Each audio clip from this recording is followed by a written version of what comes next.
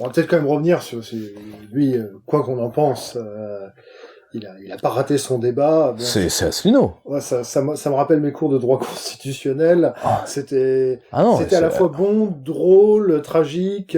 C'était enfin tragique dans le sens où il mettait vraiment tragique à son propos. il a essayé de mettre le débat présidentiel au niveau d'un débat présidentiel.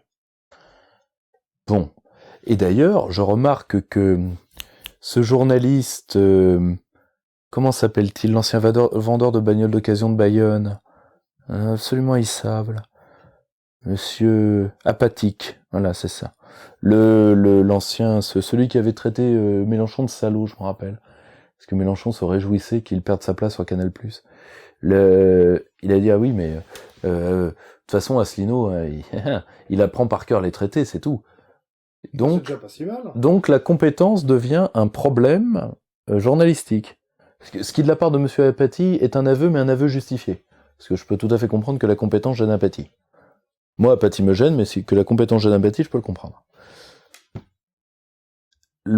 Alors, il a essayé d'élever le débat au niveau d'un débat, bon, certes, présidentiel, d'un débat technique. Ce faisant, il a pu, étonnamment, ça a fait le contre-jeu de celui qui a essayé, lui, de faire un débat émotionnel, mais comme avec un total enracinement, une totale authenticité, qu'est la salle. Parfait contre-jeu. Et d'un côté, c'est d'ailleurs pour ça, je crois qu'à un moment, ils se sont fait rire mutuellement.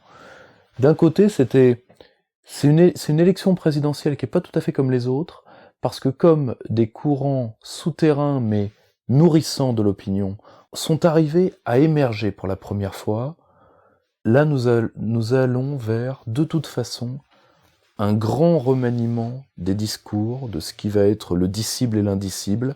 C'est-à-dire que la vie politique française va être qui que soit l'élu. Il y aura des choses qui auront changé pour toujours. Ça, c'est pas mal. Et d'un côté, c'est pour ça que aucun des deux n'a raté son débat. La salle, on pourrait dire, il plane à 15 000. Non, les gens ont été touchés par la salle. Les gens ont ri par Jean Lassalle. Donc d'un côté, alors que les gens se sont foutus de la gueule de Macron parce qu'il était à l'Ouest, mais on n'est pas, de toute façon, c'est difficile d'être touché par Macron.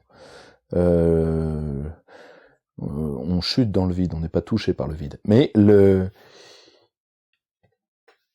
d'un côté, ça a remis la notion de souveraineté au centre du débat, et c'est vrai que la présence d'Asselineau a beaucoup gêné beaucoup des grands candidats.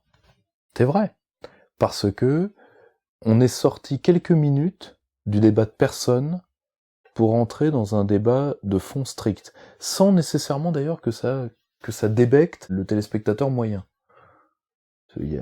Au contraire, ça a intéressé les gens, ce qui est la bonne surprise de ce débat.